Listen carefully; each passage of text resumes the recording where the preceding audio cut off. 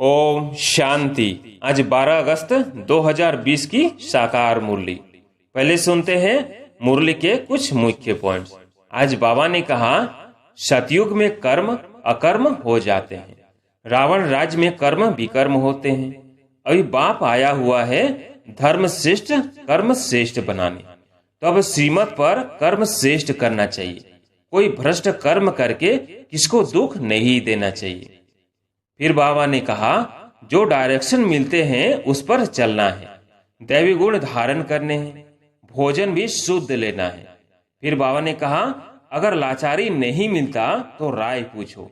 बाबा समझते हैं नौकरी आदि में कहाँ थोड़ा खाना भी पड़ता है। और फिर बाबा ने आगे कहा, जबकि योग बल से तुम राजाई स्थापन करते हो, पति दुनिया को पावन बनाते हो, तो भोजन को शुद्ध बनाना क्या बड़ी बात है।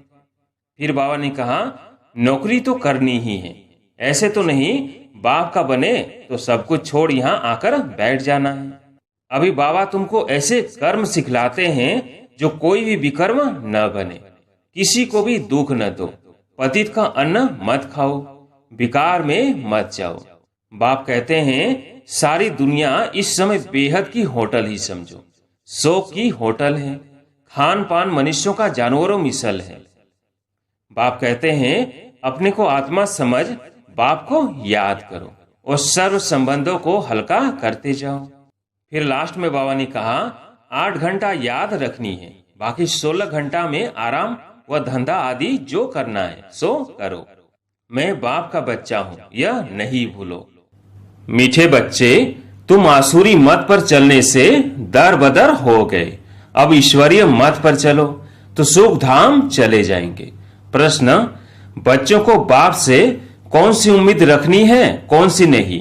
उत्तर, बाप से यही उम्मीद रखनी है कि हम बाप द्वारा पवित्र बन अपने घर और घाट अर्थात राजधानी में जाए।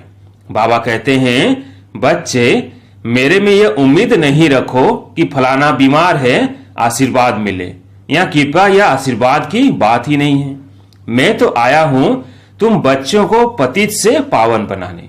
अब मैं तुमको ऐसे कर्म सिखलाता हूं जो विकर्म न बने। गीत है, आज नहीं तो कल बिखरेंगे यह बादल।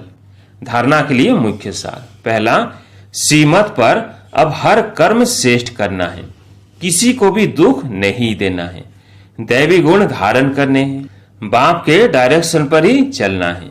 दूसरा, सदैव हर्षित रहने के लिए स्वदर्शन चक्रधारी बनना है, कभी लून पानी नहीं होना है, सबको बाप का परिचय देना है, बहुत बहुत मीठा बनना है।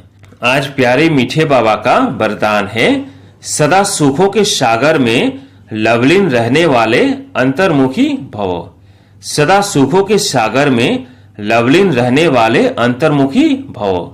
कहा जाता, अंतर्मुखी सदा सुखी।